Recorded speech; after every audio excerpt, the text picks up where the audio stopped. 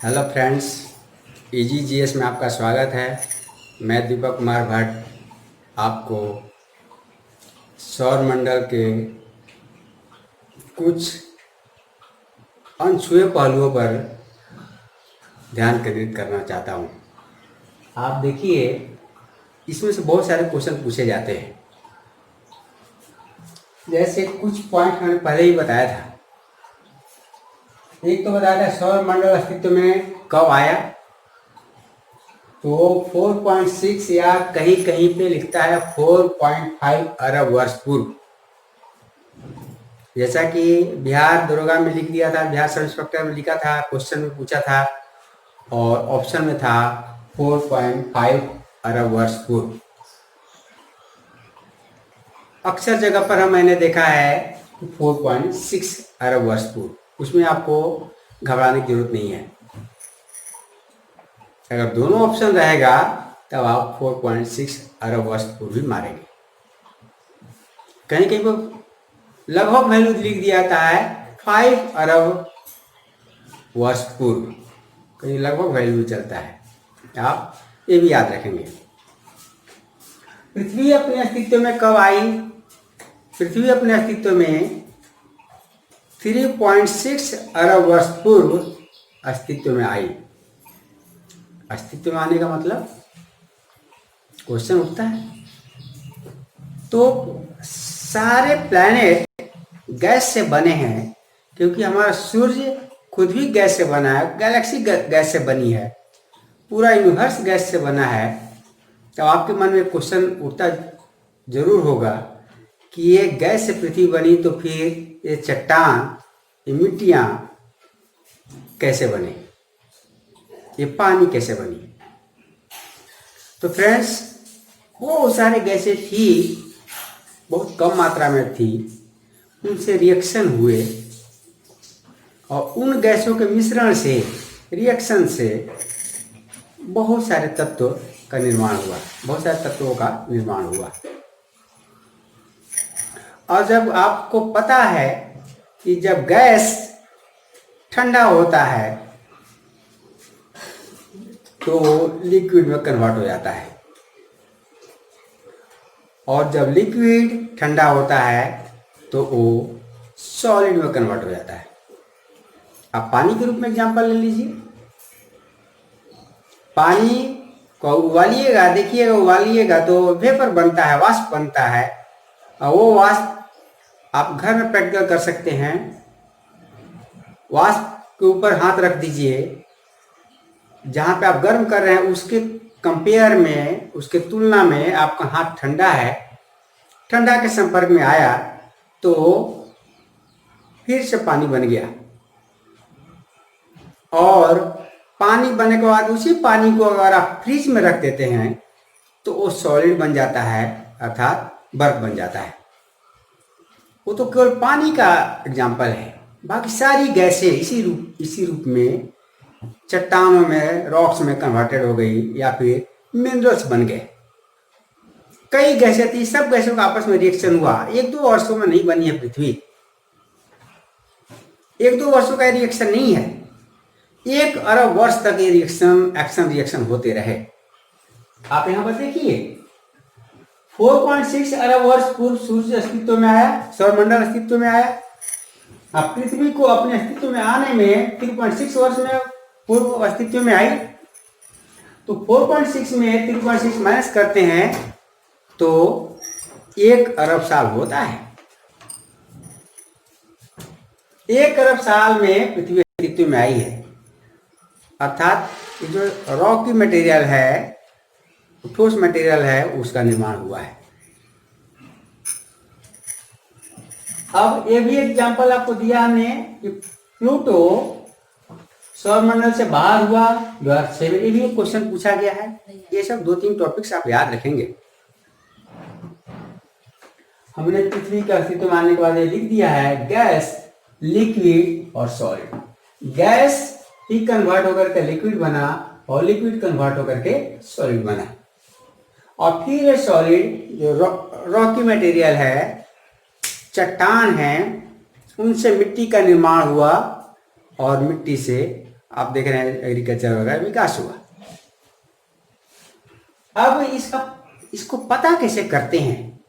आप कैसे कर सकते हैं कि ये सौर मंडल हमारा 5 अरब वर्ष पूर्व है, लगभग 5 अरब वर्ष पूर्व है, कैसे आप पता कर सकते हैं? कैसे बता सकते हैं? ऐसा तो नहीं है कि भगवान जी आकर बता दिए। गॉड्स ने तो बताया नहीं कि 4.5 या 4.6 या 5 अरब वर्ष पूर्व बने हैं सौर मंडल। इसका पता करने के लिए हम रेडियो एक्टिव डेटिंग सिस्टम का सहारा लेते हैं। रेडियो एक्टिव डेटिंग सिस्टम है क्या? रेडियो एक्टिव क्या है? वैसे तत्व जिनका न्यूक्लियस भारी होने के चलते या हेवी मटेरियल हैं, वो तत्व के न्यूक्लियस अपने आप विखंडित होते रहते हैं, टूटते रहते हैं। उसमें सबसे बढ़िया एग्जांपल है यूरेनियम का। यूरेनियम हमने लिखा है यूरेनियम। तो ये यूरेनियम जो कि रेडियो एक्टिव तत्व है, इसका 1/3, क्योंकि रॉकी मटेरियल जो भी चट्टान है उसमें रेडियो एक्टिव मिनरल्स होते हैं, बहुत सारे रॉक्स में होते हैं। और ये यूरेनियम का 1/3 माने 33%। अगर इस यूरेनियम का 33% पीवी में कन्वर्ट होने में, इसका टोटल यूरेनियम का 33% पीवी माने लेड में कन्वर्ट होने में 4.5 बिलियन ईयर्स लगते हैं। 4.5 बिलियन माने 4.5 अरब वर्ष लगते हैं। अगर कोई रॉकी मटेरियल, कोई चट्टान मिल जाए और जिसमें से टोटल चट्टान में से 33% जितना उसमें यूरेनियम है उसका 33% लेड में कन्वर्ट हो गया है, आप कह सकते हैं कि उसका निर्माण 4.5 अरब साल पहले हुआ था।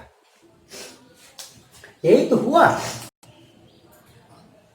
ये जो कैसा ये मटेरियल कहाँ है, इस पर गौर करिए।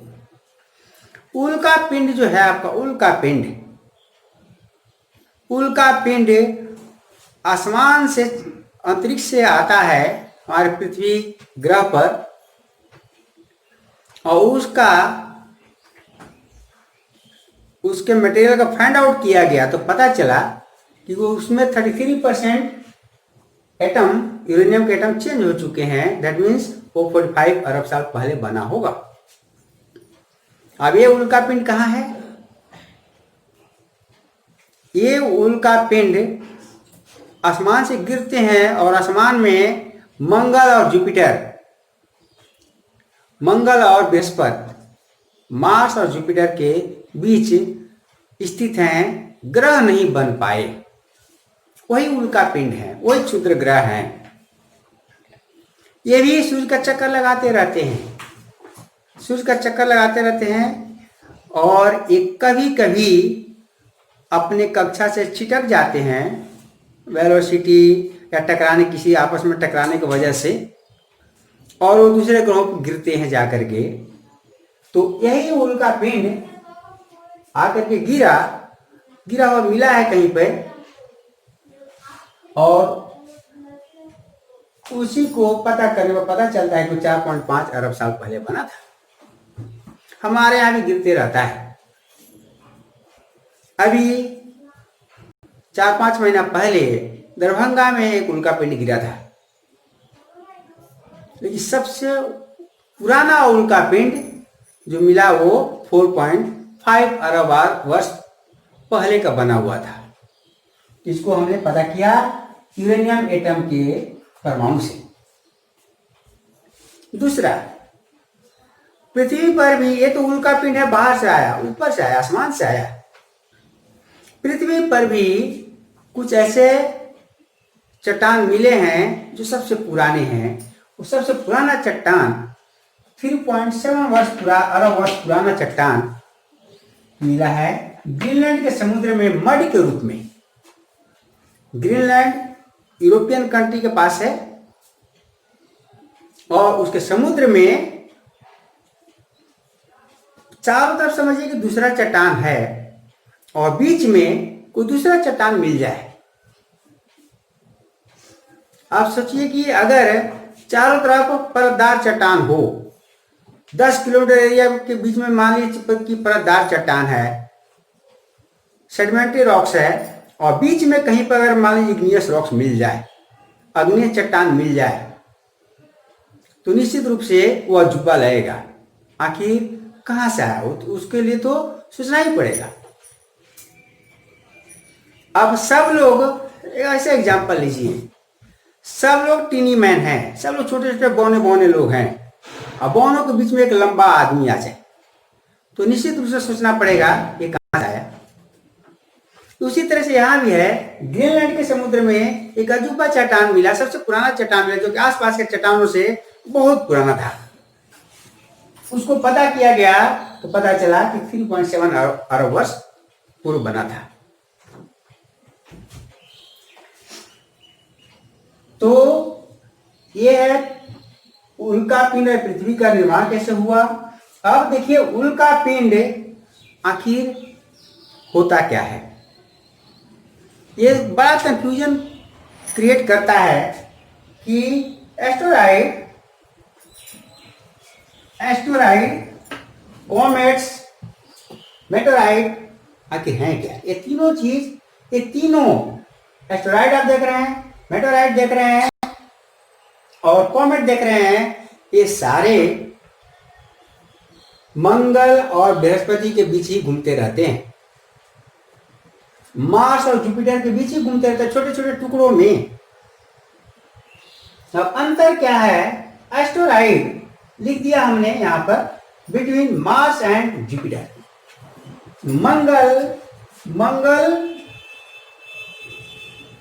मंगल और बृहस्पति के बीच, मंगल और बृहस्पति के बीच एस्टेरॉइड रहते हैं और ये एस्टेरॉइड जब वहां से अलग होकर के किसी ग्रह पर जाते हैं, जैसे पृथ्वी पर आ गए तो ये जल जाते हैं और ये जल करके राख बन करके गिर जाते हैं। रात में आप लोगों ने कभी देखा होगा, आसमान से कहते हैं तारा टूटा। वो तारा टूटा बचपन में हमने सुना था, तारा टूटे बचपन में हम लोग कहते थे तारा टूटा जो मांगोगे मिल जाएगा। अब मुंह में कोई उंगली लगा लेता था, कोई तरह तरह की बातें करता था, वैसा कोई भी हकीकत में सही नहीं है। यही है एस्टेरॉइड जो कि टूट करके आता है, जैसे पृथ्वी के वातावरण में इंटर करता है तो उसमें आग लग जाता है, फ्रिक्शन फोर्सेस के चलते, घर्षण बल के कारण। अगर पूरा जल गया, मान लीजिए बहुत बड़ा चट्टान है, 1 किलोमीटर रेडियस का चट्टान है, ये छोटे छोटे नहीं होते हैं, बहुत बड़े बड़े आकार के होते हैं, 10-10 किलोमीटर, 1000-1000 किलोमीटर रेडियस के होते हैं। मान लीजिए 1 किलोमीटर का रेडियस का चट्टान है और वहां से चला, पृथ्वी तक पहुंचते पहुंचते जल के राख हो गया तो राख के रूप में गिरेगा। लेकिन अगर वही 1000 किलोमीटर रेडियस का हो, बहुत बड़ा, यहां से दिल्ली तक का उसका रेडियस ही हो, पटना से दिल्ली तक का उसका रेडियस हो, वैसा बहुत बड़ा चट्टान वो नहीं टूटेगा, नहीं जलेगा और वो पृथ्वी पर कुछ चट्टान उसके शेष बच जाएंगे, वही गिरेगा। गिरता है तो उसी को कहते हैं उल्का पिंड। जब वो बच करके गिर गया, एस्टेरॉइड जब वो घूम रहा हो, आसमान से वातावरण इंटर किया, जल गया, या फिर वो चक्कर लगा रहा हो, एस्टेरॉइड है, और जब वो बच गया, जब पृथ्वी पर गिर गया, इसको कहते हैं मेटेराइट, उल्का पिंड इसको कहते हैं। इसको कहते हैं उल्का, इसको कहते हैं उल्का पिंड। यही जब आता है तो प्रकाश होता है और इसको कहते हैं शूटिंग स्टार। शूटिंग स्टार में लीजिए टूटता हुआ तारा। रात में कहीं कहीं आपको दिखाई देता होगा टूटा हुआ तारा। अब ये देखिए कि एस्टेरॉइड, यहाँ एस्टेरॉइड हमने लिखा है क्षुद्र ग्रह, इसी को कहते हैं, और यहाँ कॉमेट लिखा है धूमकेतु कहते हैं। ये सारे मंगल और बृहस्पति के बीच ही घूमते रहते हैं। अब दोनों में अंतर क्या है? कॉमेट्स, जिसको कि धूमकेतु कहते हैं, उसके बनावट में अंतर है दोनों एक ही चीज, दोनों छोटे छोटे टुकड़े ही है, इसी तरह से घूमते रहते हैं, लेकिन उनके बनावट में अंतर है। कॉमेट्स का बनावट ice, dust and Rocky material से हुआ है, अर्थात उसमें चट्टान भी है, धूल कण है और बर्फ है। जैसे ही वो सूर्य के नजदीक पहुंचता है तो वो बर्फ पिघल जाता है, और पिघल करके पानी बन करके वेपर बन करके उड़ने लगता है। इसको आप पुच्छल तारा भी कहते हैं। देख, कभी कभी आप सुने होंगे पुच्छल तारा, माने पूछ वाला तारा। पूछ वाला तारा क्या उसका पूछ थोड़ी है? नो, पूछ नहीं है। यही आइस पिघल करके वेपर बना, वेपर बन करके पीछे की ओर बढ़ गया तो लगता है पुच्छल तारा।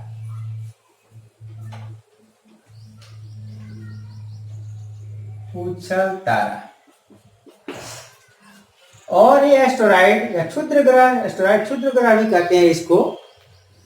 ये कैसे बना है? ये मेटल्स एंड रॉकी मटेरियल से बना है, धातु और चट्टानों से बना है। यही दोनों में अंतर है। इसको देख करके आप हमेशा कंफ्यूजन में रहते हैं, दोनों में अंतर करना बड़ा मुश्किल हो जाता है। लेकिन आप क्लियर कंसेप्ट कर लीजिए कि दोनों सेम है, दोनों सेम जगह पर आसमान में विराजमान है, मंगल और बृहस्पति के बीच विराजमान है। दोनों पूरे सूर्य का चक्कर लगाते रहता है, लेकिन कुछ मटेरियल, कुछ तत्व जो कि आइस से बने हुए हैं, धरती पर ही बहुत सारी चीज हैं, कुछ चट्टान है, कुछ गैस है, कुछ पानी है, जल है। वहां भी इन ग्रहों, इन क्षुद्र ग्रहों पर भी वही हाल है। कुछ आइस से बने हुए हैं, ये डस्ट पार्टिकल तो इसमें भी होगा, रॉकी मटेरियल तो यहाँ भी डस्ट पार्टिकल होगा, धूलकण होगा। मेटल्स इसमें है, इसमें मेटल्स नहीं है, तो रॉकी मटेरियल है, लेकिन आइस मेन इंपॉर्टेंट है। तो अब इसको आपने देखा, इनका टाइम पीरियड आपने निर्धारित किया कि कब कितना समय लगा इसमें। तो ये भी देखते कि जब पृथ्वी अस्तित्व में आ गई 3.6 अरब वर्ष पूर्व, जब 3.6 अरब वर्ष पूर्व अस्तित्व में आ गई, तो इस पे धीरे धीरे लाइफ का ओरिजिन हुआ। और लाइफ अस्तित्व आने में, लिविंग थिंग को अस्तित्व में आने में, सजीव जगत को अस्तित्व में आने में कई करोड़ साल लगे। उसको हम बाद में एक चार्ट बना करके आपको दिखाएंगे कि कैसे अस्तित्व में आए। तो इससे आपको दो क्वेश्चन तो अभी हमारे सामने हाल फिलहाल ही पूछा गया है कि कई क्वेश्चन एराइज होते हैं। वो दोनों क्वेश्चन को मैं आपको अभी दिखाना चाहता हूँ एग्जाम्पल देकर के। तो देखिए, ये क्वेश्चन पूछा गया है बिहार सब इंस्पेक्टर में, और यूपीएससी में भी क्वेश्चन पूछे जाते हैं, प्राय सारे एग्जामिनेशन में पूछे जाते हैं कि कब सोलर सिस्टम का, कब सौर मंडल का विकास हुआ, अस्तित्व में आया। जो एग्जाम्पल आपको देने के लिए, निम्नलिखित में से कौन सा पृथ्वी की लगभग आयु के बराबर है। अब पृथ्वी की आयु पूछ रहा है, मतलब पृथ्वी कब अस्तित्व में आई। अब पृथ्वी कब अस्तित्व में आई? जबकि सौर मंडल अस्तित्व में आया। तो सौर मंडल का विकास कब हुआ? 4 से 5 अरब साल पूर्व। इसलिए पृथ्वी का भी विकास कब हुआ? 4 से 5 अरब साल पूर्व। देखिए 4.5 हमने उस समय लिखा था, याद होगा आपको कि 4.6 या 4.5 कभी कभी लिखा रहता है, या फिर कहीं 5 अरब वर्ष पूर्व लिखा रहता है। तो एक्चुअल वैल्यू है 4.6 अरब वर्ष पूर्व। यहाँ पर यही ऑप्शन एक मिल रहा है हमारा। देखिए यहाँ पर 150 बिलियन ईयर्स, 150 अरब वर्ष, बिलियन बिलियन माने अरब, अरब वर्ष। 150 अरब वर्ष नहीं हो सकता है। 15 अरब वर्ष पूर्व विश्व का अस्तित्व में आया। यूनिवर्स का निर्माण हुआ 15 अरब वर्ष पूर्व। वहां से इस क्वेश्चन में फंसाया है। अगर आपको 15 अरब वर्ष पूर्व याद है तो यहाँ पर बिलियन में फंसा दिया, आप गलती से मार सकते हैं। याद रखिएगा 150 नहीं बल्कि 15 बिलियन वर्ष। ये यूनिवर्स के अस्तित्व में आने का ऑप्शन डाला हुआ है। एक यहाँ पे आपको ऑप्शन आ रहा है 150 मिलियन। मिलियन वर्ष को आप कैसे करोड़ अरब में कन्वर्ट करेंगे? तो मिलियन मान यहाँ पर 10 लाख गिनेंगे, 10 लाख करोड़, 10 करोड़, 15 करोड़ लिखा हुआ है। यहाँ ये भी ऑप्शन आपका नहीं होगा। ये 15 करोड़ है, 150 बिलियन है, ये भी नहीं होगा। 4.5 मिलियन, 10 यहाँ पर 10 लाख बोलना है, मतलब 40 लाख, ये भी ऑप्शन नहीं है। आंसर कौन है? सी इज राइट, सी सही है। दूसरा क्वेश्चन इसी सौरमंडल से ही था। निम्नलिखित में से किस वर्ष प्लूटो को उसके पूर्व में ग्रह की पदस्थिति से पदोन्नत किया गया, मतलब हटा दिया गया? इंग्लिश में लिखा हुआ था, हिंदी में पढ़ने के बाद स्पष्ट नहीं पता चल रहा है। पदोन्नत, पदस्थिति बहुत टेढ़ा मेढ़ा वर्ड है, क्लिष्ट वर्ड है। तो चलिए इंग्लिश वाला वर्जन को देखते हैं। In which of the following year was Pluto demoted from its earlier status of planet? Earlier status था प्लैनेट का, 1930 में ही इस प्लैनेट का खोज हुआ था। उस समय से इसको प्लैनेट माना जा रहा था। लेकिन 2006 में, जैसा कि हमने पहले ही बताया है, 2006 में ये प्लैनेट से इसे बाहर कर दिया गया। कारण पहले का वीडियो में आप देख सकते हैं, फिर उसकी चर्चा करने की जरूरत नहीं है। तो इस तरह से क्वेश्चन आपके बनेंगे। अब आपको एक वर्क करना है, मेरा वीडियो देखिए और कोई भी बुक, जैसा कि मैंने पहले भी चर्चा किया था, कोई भी जीएस का बुक जिसमें कि सारा सब्जेक्ट दिया हो, थोड़ा थोड़ा ही दिया हो लेकिन दिया हो, जरूर वहाँ पर यूनिवर्स के बारे में पढ़ाया जाता होगा, लिखा होगा। आप जो उस चैप्टर को उलटिए, एक नोट्स बनाइए। जब हम समझा दिए उसको, आप अगर देखेंगे वीडियो तो आपको खूब बढ़िया समझ में आएगा। और आप उस बुक को खोल करके इसको दोनों को मिला करके एक नोट्स बनाइए। देखिए कि उससे कितने क्वेश्चन पकड़ाते हैं। अब इससे आपको यूनिवर्स से या सौरमंडल से या गैलेक्सी से क्वेश्चन नहीं छूटेगा, ये मेरा 100% दावा है। इतना अगर आप काम कर लेते हैं तो। एक चीज और आप देखेंगे इसको जानने के बाद कि हमारा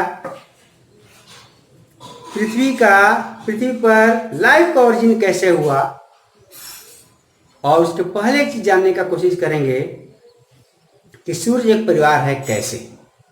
थोड़ा रोचकपूर्ण ढंग से बताया जाएगा उसमें, क्योंकि परिवार से रिलेशन स्थापित करना है।